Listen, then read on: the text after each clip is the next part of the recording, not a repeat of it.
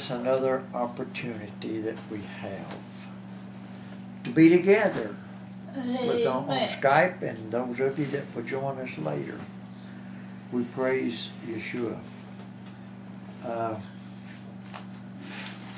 going to be in Galatians today.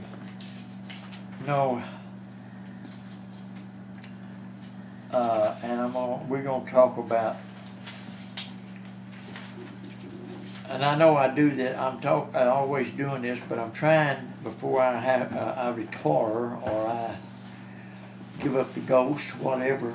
I'm trying to espouse you to the Messiah, that and have people to understand that He is all that we need.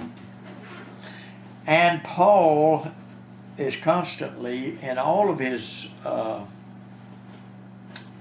letters, especially Paul, but John and James, and if you understand their word and you understand what they're writing about, they're doing the same thing. But I don't know, Paul seems to be just a little more blatant or plainer about it, and makes it plainer if people will read with the Spirit and not with their own imaginations. But and today I'm talking about the differences between faith and works, or if you want to, the difference between, as Paul writes it out here and explains it, is the difference between Hagar, which represents bondage, and the bondage of the old covenant, and Sarah, which represents free woman by promise that God made unto Abraham. And even those two, which one represents the old covenant, or they both basically the old covenant and the law, and represents bondage. And this, and even though they were instituted by God, I'm talking about the law or the old covenant, if you would. They were instituted by God, but they were under the administration of man. Even the Hagar, which is the Mount Sinai, and the law, and the covenant, and also the covenant that He made with the children of Israel, and as he will say here directly as I read it, that Arabia and that answereth to Jerusalem, and then also even to them that are at Jerusalem, are represented as part of Jerusalem, but they are even still in bondage too. The only free right now is the ones which is above, or the spiritual Jerusalem. And those that belong to it are the ones that are free. And of course, Paul refers to these, and he's telling that he's explaining the difference here between bondage, free, or bondage and free. Of course, we know Hagar, and he uses Hagar here, was the maidservant or bondservant of Sarah, which if everybody I would assume knows what a bondservant is. In other words, they're under servitude to their masters. They're under, in other words, Hagar had to, she was under servitude to Sarah, and she had to do, or she would do what Sarah commanded her to do, or told her to do, and which represents bondage, simply because she was under servitude to another. Well, even the fleshly covenant that was administered by the flesh or through the flesh was also under bondage, even though it answered to Jerusalem. It was still and it was then and still is under bondage, and it will be until Yeshua delivers all, and he brings down the new Jerusalem, the one that is free, the spiritual Jerusalem, the one that is free. All will be under bondage that follow the other, but you and I that understand the spiritual, we understand that we are not under bondage to the old, or if you would, the old covenant or the law. We're not under bondage to it, but we are free people, and free through Yeshua, the Messiah, and the New Jerusalem, which he has promised to you and I. I go away to prepare a place for you. And he says, if I go away and prepare it, I'll come unto you. I'll come again to you to receive you into that place that I'm preparing for you. He has promised that one, and that one is by promise, just like God made his promise unto Abraham. And it wasn't by the works that Abraham received that, but it was by the promise of God and Abraham's faith in what God promised him that he would do. That's how that it was all instituted to start with. And this chapter, and I'm going to start, it's 4th chapter of Galatians.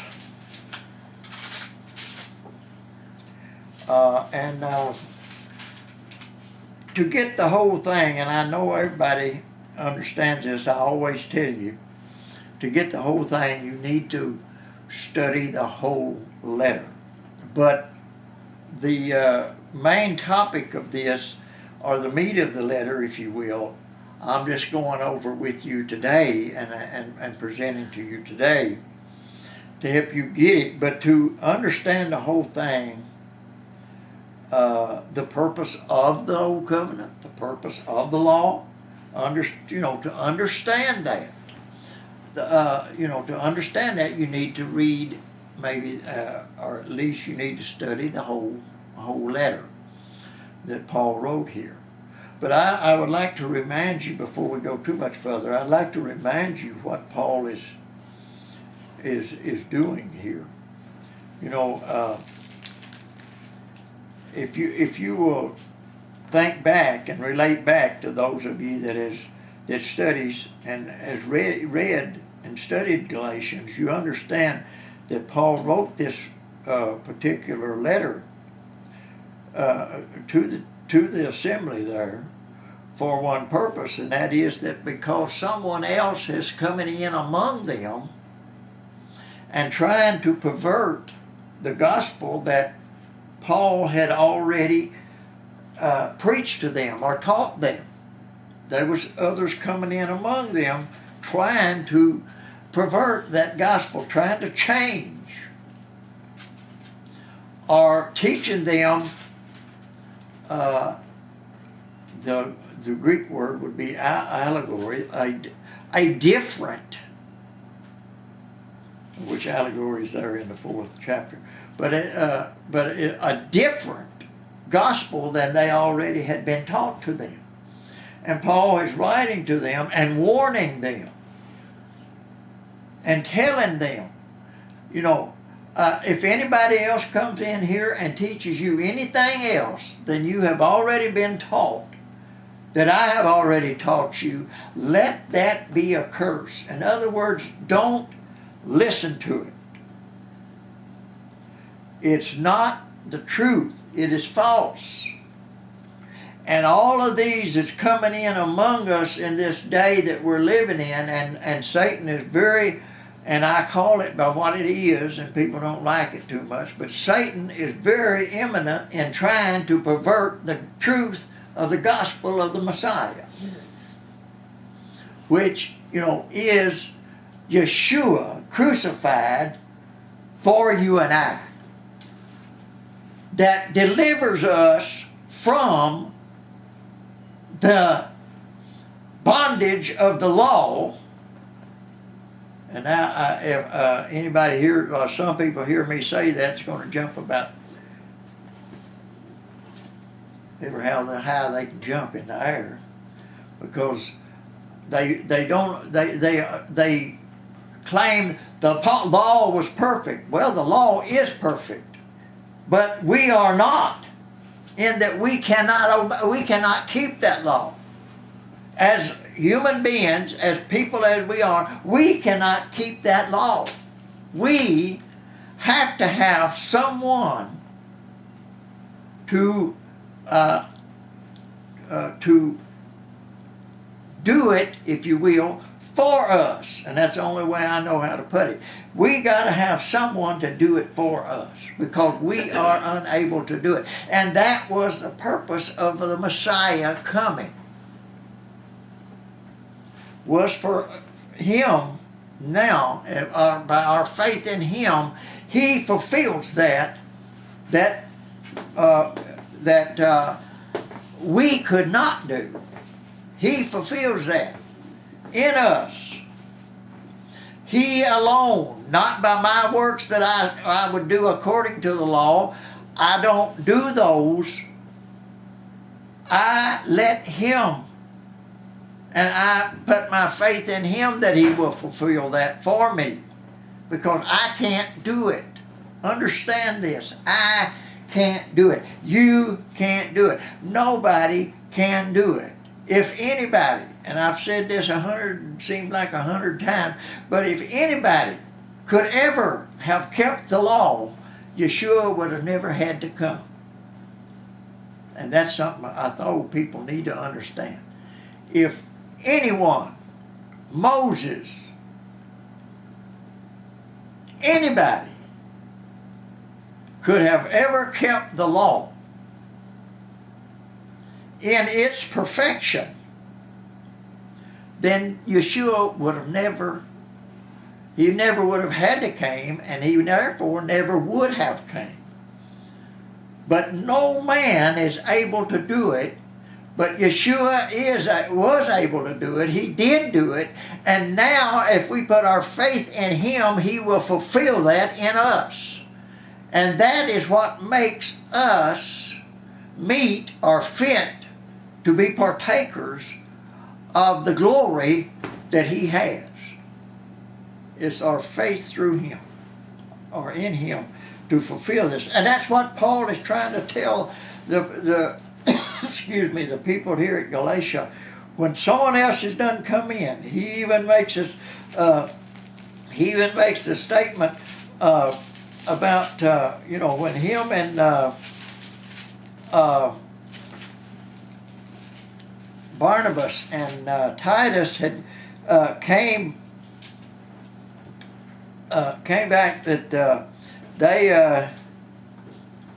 they wanted them to be circumcised and to keep the law. The 2nd chapter kind of explains that, or talks about that.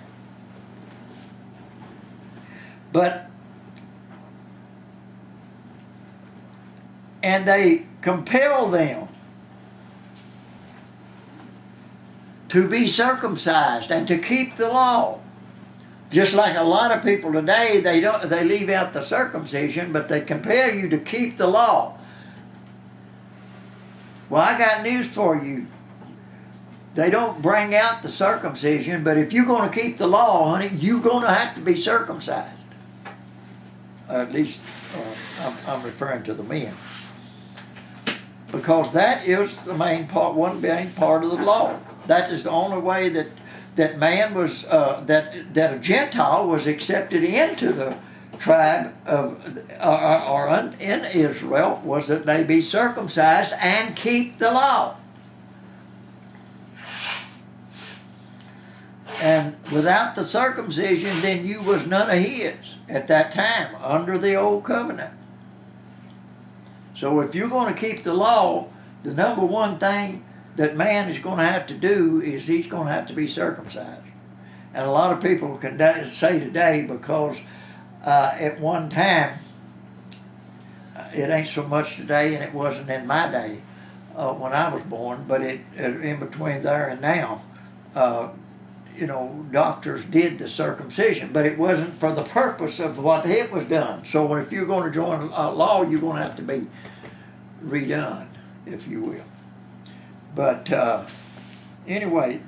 We got to be circumcised, but it's of the heart. But it's of the heart today, amen. But he says that Titus was compelled to keep the law, or to be circumcised, because of false, did you catch what he said? False brethren, unawares brought in other words, secretly brought in to spy out their liberty and to compel them to keep the law. But Paul says, but whoever they was and whatever they was about, we didn't give them so much as an hour. We didn't listen to them whatsoever. Those false people who came in perverting the gospel, telling them that they need to be circumcised and compelling them to be circumcised, Paul says don't listen to them. And keep the law. Paul says don't listen to them. Put your faith where I have told you and where I preached it to you, and put your faith in that gospel, not in any other. Any other is a false doctrine. Even Paul reminds them that we that are Jews by nature and not sinners of Gentiles, we know that no man is justified by the works of the law. Well, I don't do them to be justified. I do them because I love the law. God took care of that. Don't tell me what you do and what you don't do. Trying to make your boast in you love God more than somebody else because you do this or you do that. Action speaks louder than words. Amen. And that ain't actions of the law either. I'm talking about our today. Yeah, that's actions of the Spirit. Actions of the Spirit will speak louder than these other things. And what are those? I went over them here in the last few months, over and over and over again, and that is the fruit of the Spirit that produces the actions and the works. But anyway, I just was wanting to bring you up and to let you know the difference. The difference. And Paul is explaining the difference. And that at Mount Sinai, God first came down and he gave them what we refer to and what the scriptures refer to as the law of commandments, which is God's word.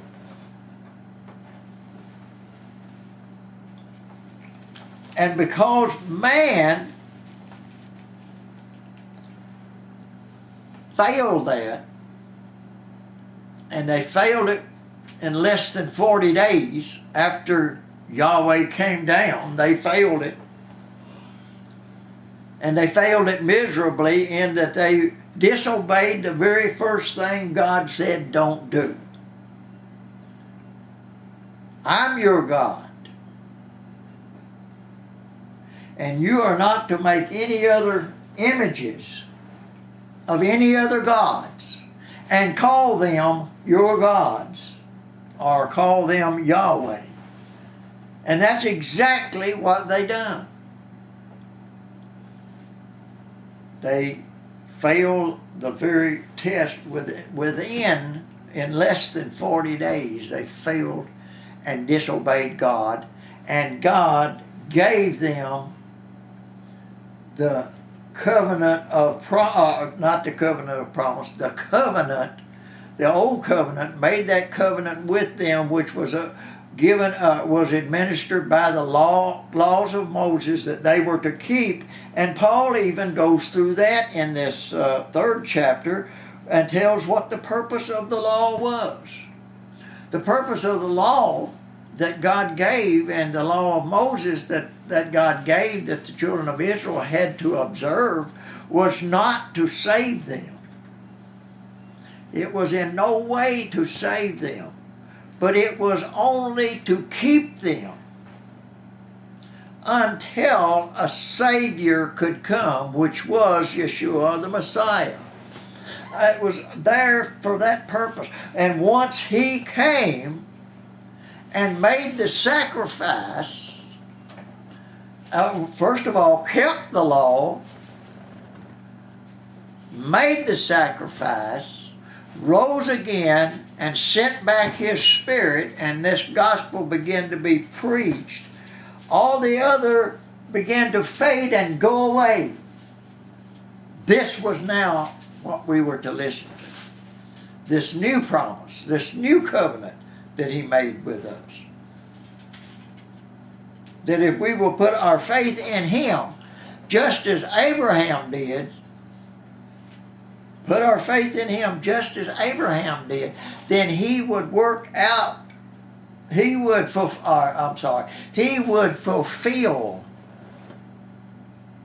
the requirements in us. That through Him that would be fulfilled. And we can't get people to really understand that. But the fourth chapter here, and I brought you up to it, to the purpose of the law. He explains all of this.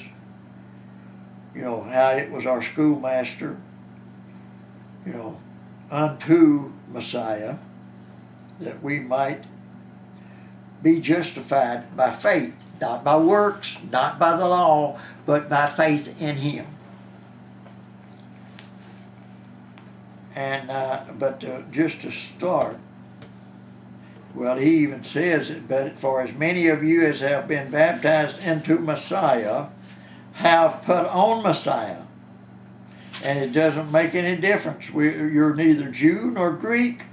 There is neither bond nor free. There is neither male nor female. You are all one in Messiah Yeshua. You know, so many times today, and I almost fell into it myself, but thank Yeshua, he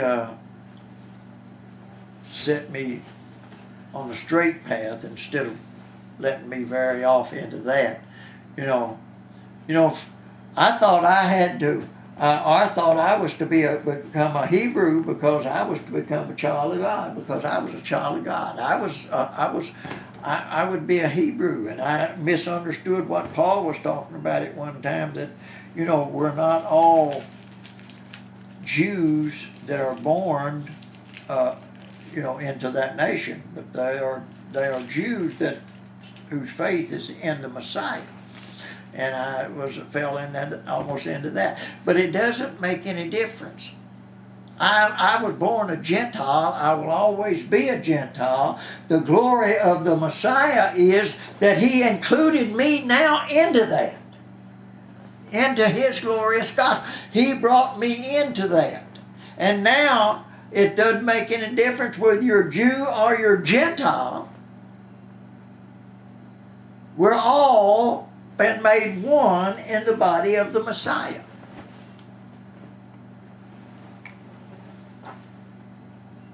I'm not even in the body of the Messiah. We're not even male or female. We're just part of the body of the Messiah. That's why he gave the answer to the man when he asked about the woman that the widow that married the man and he died, and then his brothers had his brothers took her on as a wife. Whose wife will she be? In the new world, in heaven, whose wife will she be? Yeshua said she ain't gonna be nobody's wife. You're neither you're neither male or female. We're all just the body of the Messiah. And it don't make no difference. A lot of man in his own imagination has got it all worked out. When those, especially many of those that's husband or wife has already gone on, they're all, well, when I get there, I'll be, No, you won't be husband and wife there. You won't be husband and wife there. You will all be the body of Messiah. When you get there, you might know them, but not as you know them here. Not like you know them down here. As a child of Christ, the same as you are. And don't think that I know that Paul writes that, when we get there, we will be known as we are known. But it ain't that purpose that I'll be known. I'll know Pat as my wife there. I will not know her. That's right. As my wife there. She will not know me as her husband there. It's a sentimental thought here. When we lose one of them, it's a sentimental thought, but that's not the way it is in heaven. And when we get there, it's not going to matter. No, that's right. Today it's a sentimental thought and it seems to matter, but when we get there, it ain't going to matter. And we need to understand that. Because the more we got in our own imagination of what things is going to be like, the more disillusioned we become, and the more we miss what God has for us. That's right. And to think today that we have to be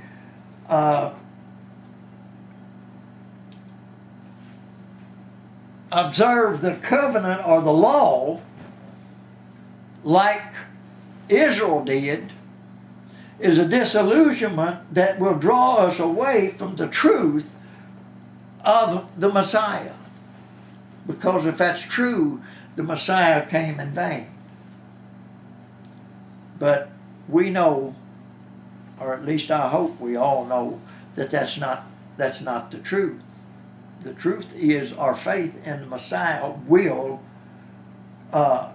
He will fulfill all of it in us through Him, not by what I do. And people says, well, the Scripture says work out your own salvation. I know what the Scripture says about that, but it's not the way man has imagined it to be.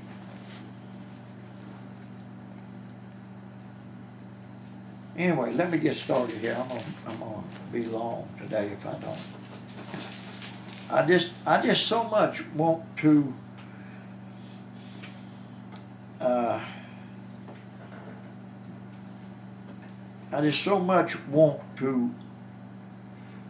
espouse everyone to the Messiah, not to his works, and I'm talking about the individual's works, or anything. I want them espoused unto the Messiah, where they got their faith in Him, not in anything else, but their faith in Him And when they put our when we got our faith in Him, all of this other will be accomplished. You know, Paul makes it. You know, I've used a word espoused here, but Paul uses this word here. Where he says he's travailing in birth again until Messiah be formed in them. That's basically what he said. What he has said there. You know, in another place he did say, "I have espoused you to," you know, the Messiah. And that's what he's saying there too. And that's what our desire is, that I espouse you, or I travail in birth, or I continue to teach this to you until Messiah is formed in you, and you no longer look at the other things. You look at Him.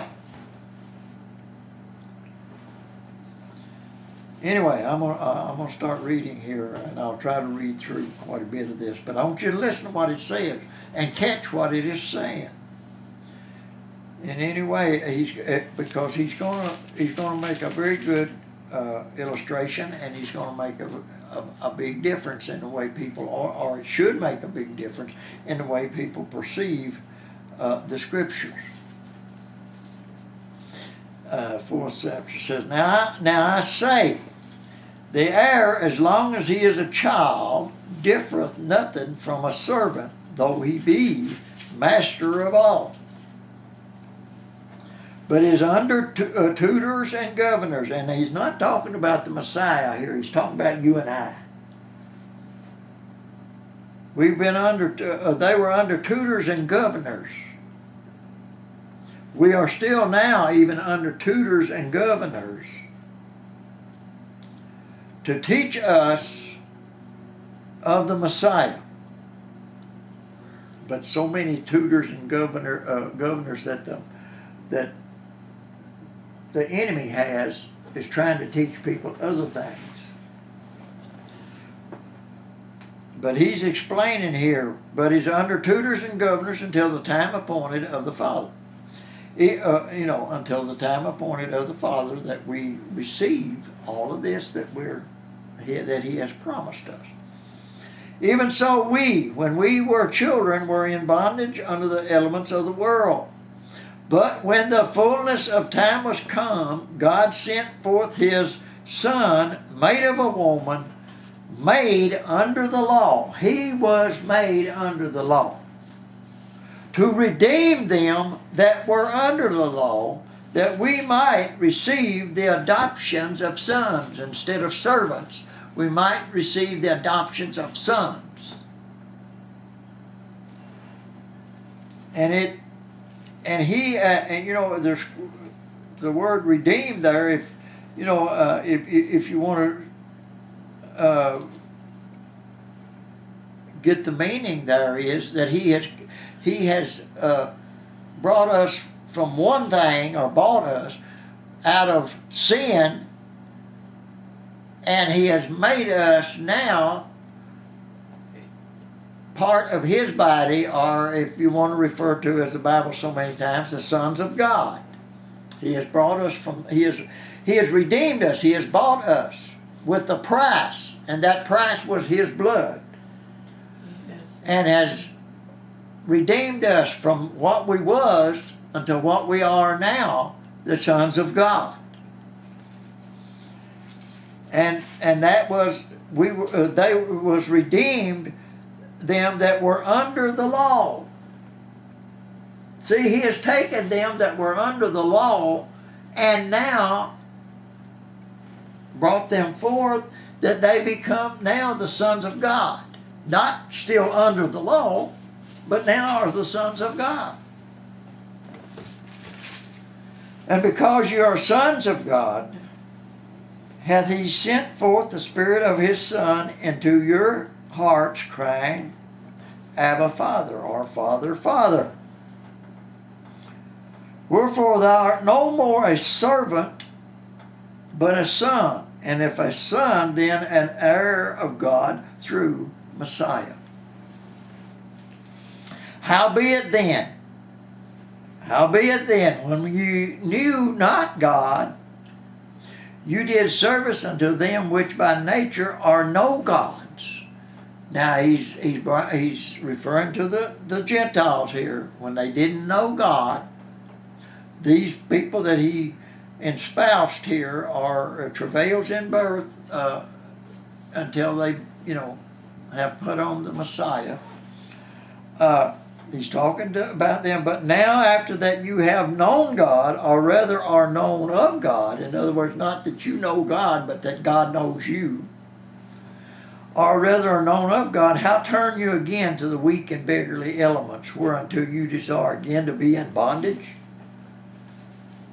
Now you observe days and months and times and years. Now, ladies and gentlemen, now I know that Gentiles had certain times and days and months and years that they observed, but so did the Jew. They had but Paul here is talking about those people that are coming in among them, trying to teach them something false. And what was they teaching them? To be circumcised and to obey the law. When you obey the law, what is part of the obedience to the law? Is that you observe days and months and times and years. You understand what I'm saying? You understand what it's saying here? If you're going to obey them, and that's who was coming in among them. Of course, I'm sure it's not only the Jewish patrons, but probably Gentile, those that wanted, was thinking they were wrong, and because they have left their following and started following the Messiah. I'm sure both sides was in there on that, just like it is today. Both sides in there on that. But either way, even though, the Gentiles had their times and seasons and, months and years, so did the Jews. They had their season, their times and the months of year. And Paul is saying here, these people that's coming in here among you and telling you, and you're falling back into that and not following what I have taught you, the truth of the gospel that I've taught you, or you're falling back into that. He said, do you want to be in bondage again? You observe days and months and times and years. I'm afraid of you, Paul says. If he's afraid of them, we should be afraid of people like that today. At least I have bestowed upon you labor in vain. I'm worried that I have come in here and I have taught this and I have espoused you to the Messiah, but yet maybe I've done it in vain. I'm worried, I'm afraid that I'm doing it in vain.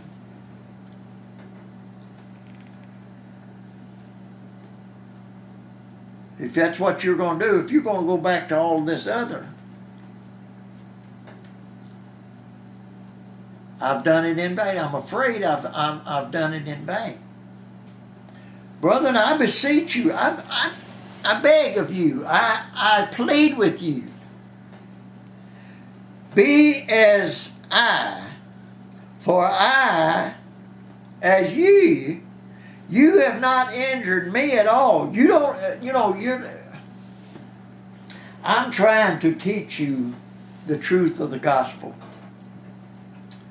Now, if you choose not to do that, and you choose not to believe me, and choose to believe the other, and you fall back into that, you haven't harmed me, because I'm not going back into it. Yeah. Amen. Listen to me, I'm not going back. I've got my faith in the Messiah. I've listened to him, and that's who I'm going to continue to listen to, and that's what I'm going to continue to teach. And if you choose to go back, you're not injuring me. You're injuring yourself.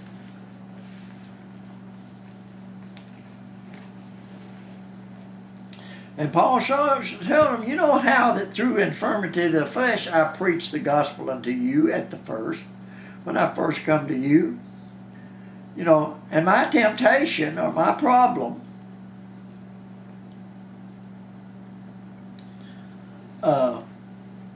my trial that I'm in, and of course, anybody that reads the scriptures knows what that was.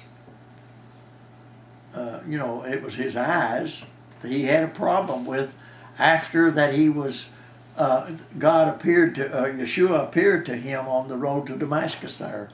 And he was blinded at that time. And, you know, God told him, or Yeshua told him, to go into Damascus to a street called Straight, and there you will find one who will tell you all things that you must do. And he done exactly that. But from that period on, the scriptures at least point to the idea that Paul's eyes were never the same, and the purpose of that was that Paul would not become too big for his britches, if you will, if you want to use this term we would use, and boast in himself. That was always there to remind him that he has what he has by the grace of God, and not through himself. And that was there to you know, Paul says he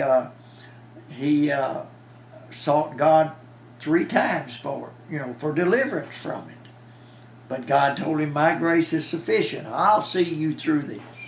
Don't you worry about it. I'll see you through it.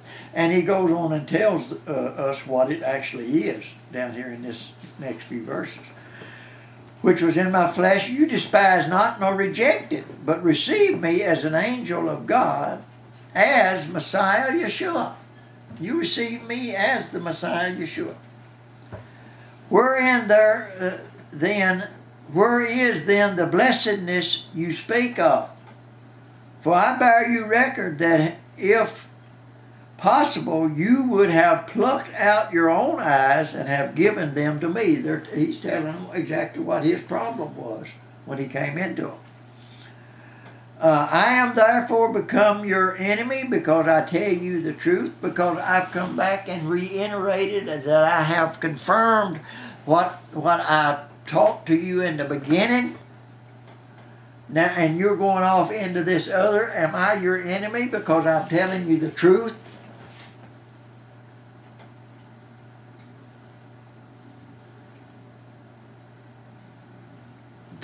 Now who are they? It's those that have come in among them. Go back to the first part of the book, or the letter. Go back to the first part of the letter. You'll find out who they are. That has come in among them trying to pervert the gospel.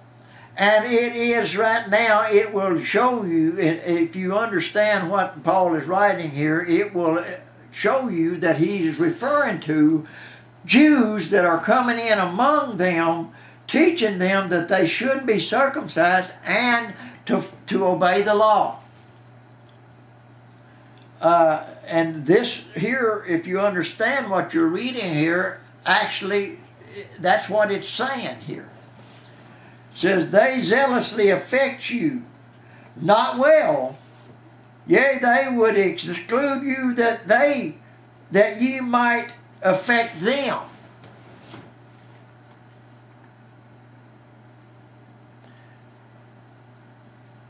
They're trying to get you to do what they're doing, that it might boast them. Not Messiah, but them. But it is good to be zealously affected always in good. It's always good to be zealously affected in good. And to say zealously affected is to be to have a warmth of feeling, and this can either be for or against something. To be zealously affected, you can have a warm feeling for something or against something. It can be either way, but here they're trying to get them to have a warm feeling toward their ideal of salvation, their ideal of the truth. And Paul says it's good to be zealously affected, always in good, and not only when I am present with you. But it's not good to be zealously affected by that thing that they are bringing into you, which would be against you. Zeal is only good when it is in a good thing. Yeah. You know, people have a zeal. You know, Paul wrote he said, my heart's desire is that all Israel be saved. And he goes ahead and makes a statement. For they have a zeal of God. In other words, they have this zeal of God, but not according to truth. They didn't have it according to the truth. Yeah, and people today, so many has got a zeal toward God, and you see it. But so much of it is not according to the truth of the gospel. And that you cannot let affect you. Because it's not going to affect you in a good way if you let that affect you. It will actually exclude you. Or in other words, it will actually, the Greek word I'd have to get to find out what exclude is, but to exclude is to shut you out. It will actually shut you out if you let that zeal that you see in them affect you. It will shut you out as it will and has shut them out.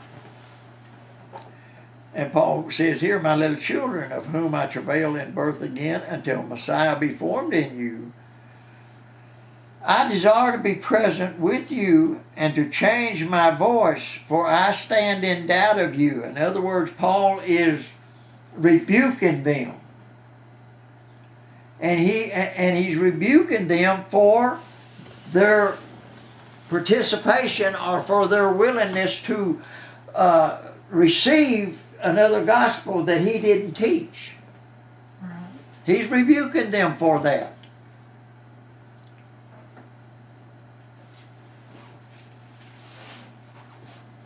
Because, he would like to be present with them and to change his voice. For I stand in doubt of you. I stand in doubt that if you're going to let this stuff fall, if you're going to let this stuff affect you, and you're going to let this stuff come in among you, then I feel like I have maybe delivered it, as he said up here in the earlier verses, that I have bestowed it upon you in vain. I'm standing in doubt. And he asked them here, and here he's beginning to tell the difference, and that's probably what I'll call this, the difference between the bondwoman and the free. Tell me, ye that desire to be under the law, you want to be brought back under the law, and that tells me right there who is coming in among them. That tells me right there all of what he's been talking about to start with. Those that are, it is the Jews that are coming in among them, trying to teach them, you got to be circumcised and follow the law and obey the law. That's exactly those that are coming in among them. Now, like I said earlier, I'm sure there was others from the Gentile side that saw that they were not following their ways and their imaginations. And probably, but these is the one he's talking about right here. The Jews that are coming in among them. Because he's telling them, tell me, ye that desire to be under the law. Don't you hear? Do you not hear what the law says? Or do you not hear the law? For it is written that Abraham had 2 sons, Hagar and Isaac. He had 2 sons. The one by a bondwoman and the other by a free woman. Well, now, was she free because she was a Jew? Is that what it was made her difference of freedom? No. She was free because she was Abraham's wife. Sarah was Abraham's wife. The other one was Abraham's wife's bondservant. She was her servant. And each one of them gave Abraham a son. One by the bondwoman, the other by a free woman. But he of the bondwoman was born after the flesh. You know, I don't have to go through the story, all of it, about how Sarah said, well, I'm old and I don't know that I can bring the son that Yahweh has promised Abraham. So I'll give him my bondwoman and she will bring forth the son. Well, that is not how Yahweh promised it to Abraham. But that was Sarah's ideal of how to do it. And so it was born, that one, well, I just said his name a minute ago. Hagar? Hagar's son. Ishmael. Was born according to the flesh. But when the other came, Isaac came, he was born by the free woman, the one who was married to Abraham. Sarah, he was married to Abraham. Listen to it. The one was born after the flesh. Ishmael was born after the flesh to the bondwoman. But Isaac, we would be talking about here, he of the free woman, by promise. He was given, and Sarah gave birth to Isaac by the promise that Yahweh had made to Abraham. You shall have a son by one Sarah. Which things are an allegory, for these are the 2 covenants. And the word allegory, it simply means, if you look it up, simply means they're different. They're 2 different things. 2 different things. This is an allegory. 2 different things. Or you can look up the word allegory, and it can also mean else. But when you look at the word else is a representative of 2 different things. I'm going to help my son move a couch and chair tomorrow, or else Pat and I will can tomorrow. 2 different things. If I don't help my son move the couch and chair tomorrow, then Pat and I will can. She's already got it in mind. That's what we are going to do. So what I'm saying is, else also is a definition of allegory, but it also is a representative of two different things. When you say else, you make a difference. There's a difference of two different things. And that's the allegory. There are two different things. The one is from Mount Sinai, which gendereth to bondage. Did you just get what he said? The one is from Mount Sinai, which gendereth to bondage, which is Hagar. Understand what he's saying?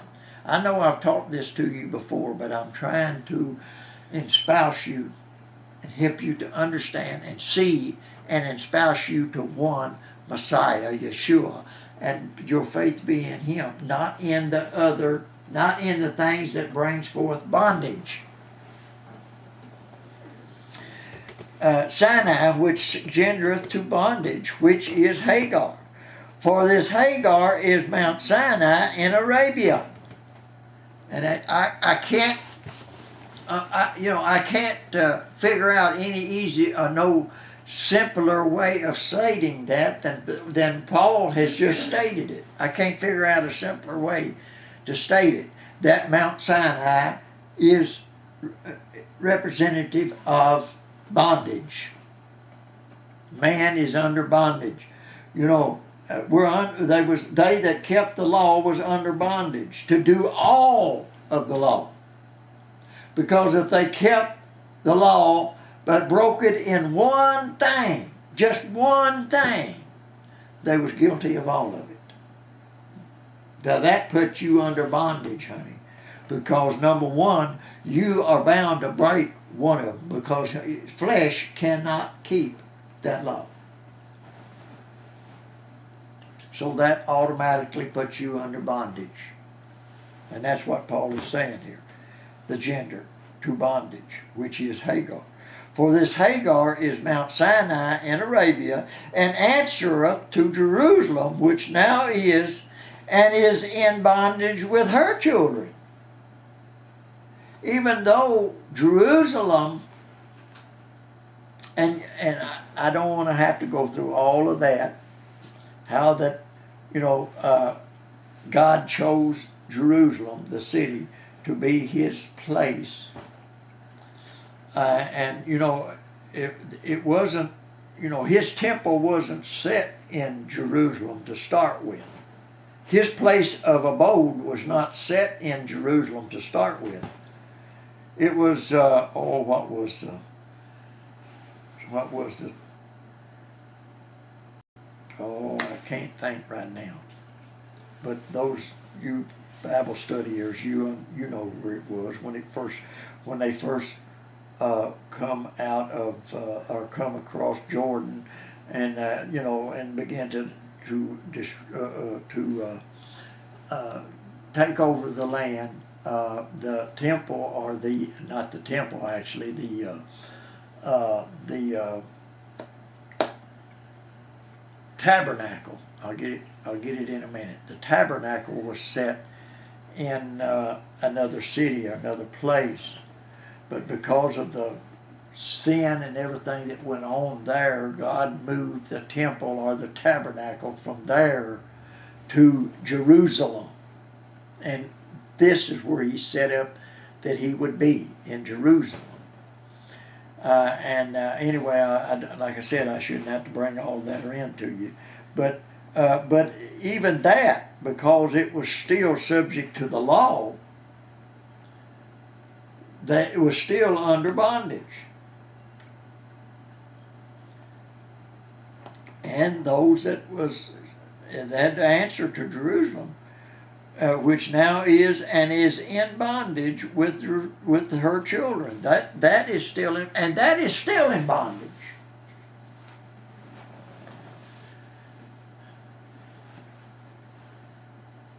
Because they still say that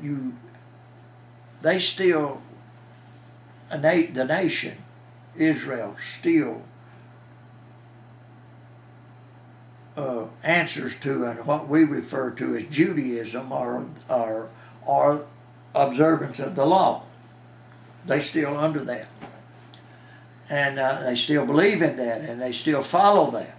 But and which makes them still in bondage. But the Jerusalem which is above, which we will describe as the spiritual Jerusalem, One Cause- John saw. which is still above, One John saw coming down. which is the mother of us all. That Jerusalem is the mother of us all. That is the one that is free. The spiritual Jerusalem, as Patsy was saying here, that John saw coming down. That new Jerusalem. That is the one. And as the Messiah himself said, and as referring to it as a spiritual Jerusalem, at least right now, it is the spiritual Jerusalem. Yeshua himself said that, God is a spirit, and he seeketh those that would worship him, to worship him in spirit and in truth, not according to the law of the flesh, not according to that, but according, he wants you to worship him in spirit and in truth, having your faith in the Messiah. And I don't know how much plainer, anyone could anyone could explain it than Paul explains it here and in some other books that he writes. But it says, that is the new Jerusalem that is above is free and is the mother of us all.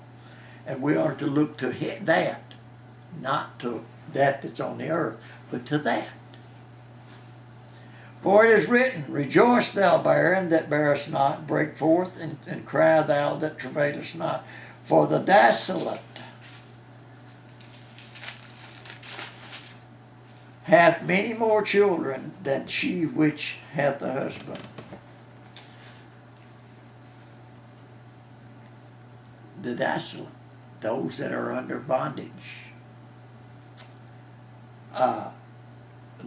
has more children.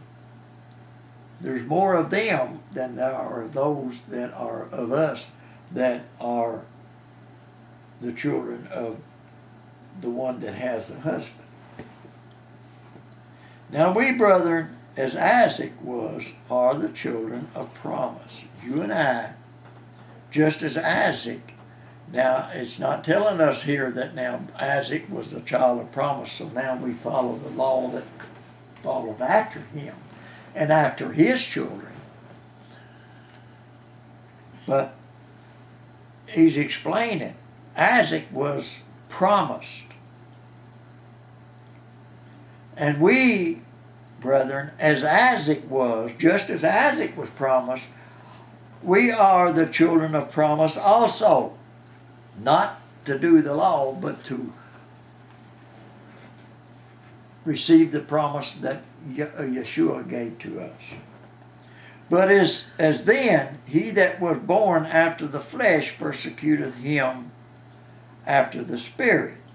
Even so it is now, and it is even so now that way. People are still coming in among you saying, well, you need to obey or observe or keep the law. They're coming in, they're still saying the same thing, even though they've dropped, or many of them have dropped. Many of them have not dropped the fact that you need to be circumcised. I know of a few of the teachers in the Messianic and Hebrew Roots movement that will teach you that you need to be circumcised and to keep the law, which is totally false. And they still persecute us.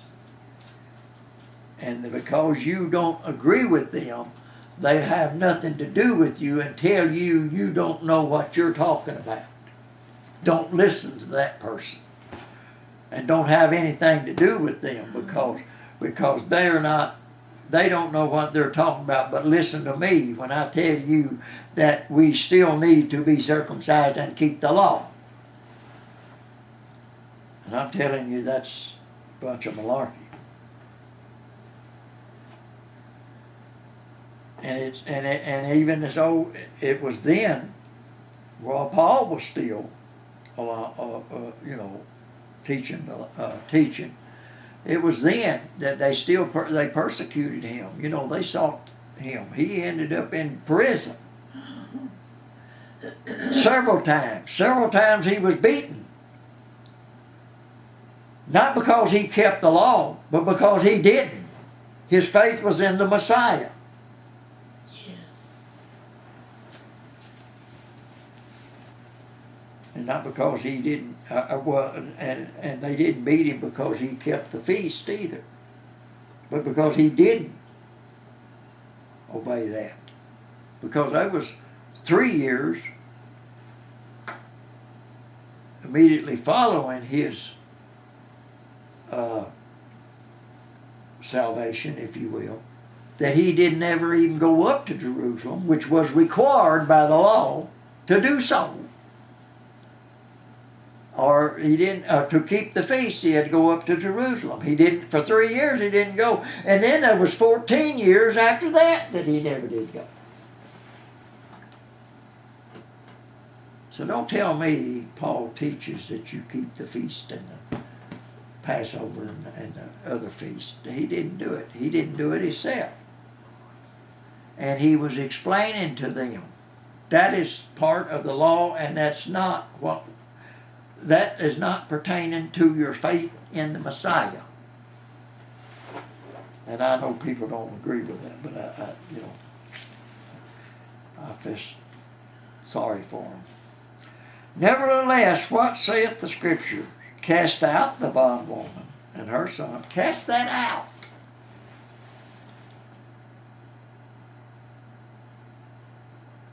For the son of the bondwoman shall not be heir with the son of the free woman. Now, where is the free? The heavenly Jerusalem is the free one, which is the mother of us all. The Spirit, following the Spirit, obeying the Spirit, having your faith in and worshiping the Spirit, in the Spirit. So then, brethren, we are not children of the bondwoman, but of the free.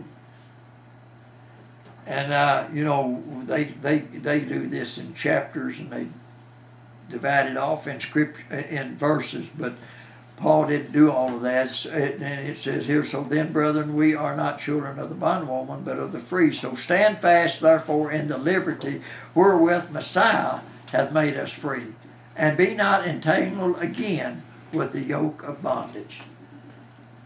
But behold, I, Paul, say unto you that if you be circumcised, Messiah shall profit you nothing. If you obey all of that, then Messiah don't profit you nothing.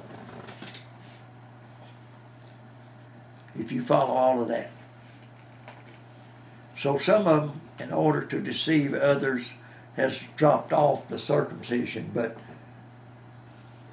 you need to do the rest. You need to follow the law. You need to obey the law. You need to walk in the law. But they leave off the circumcision. But if you do one, you got to do the other. Anyway, I know I'm not accepted among those. And I've been rejected by many that has even come in, but then because of what I teach, they fall away and don't believe me and don't follow what I teach.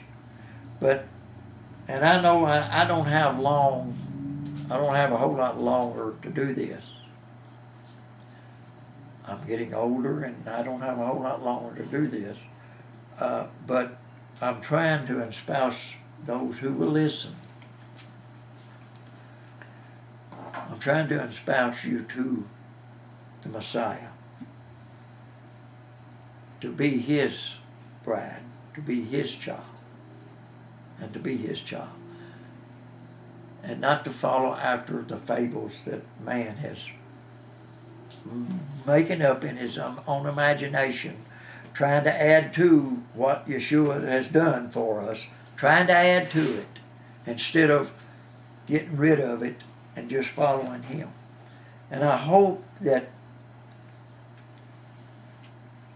well, I know that in the time to come before my time is gone and my time is up, that those of you who are part of the body of Messiah to start with will listen to what I'm trying to teach everyone. But everyone's not going to get it. Only those that are his will get it. But anyway, I hope that you do it in a timely fashion and go ahead and understand. But as Yeshua is enlightening us. So, but anyway, I'm trying to be a follower of him and him only, and trying to do what he wants me to do and him only, and not what everybody else thinks I ought to do. And I hope you will have that same attitude to do what he says do. Until next week, or the next time, peace be unto you.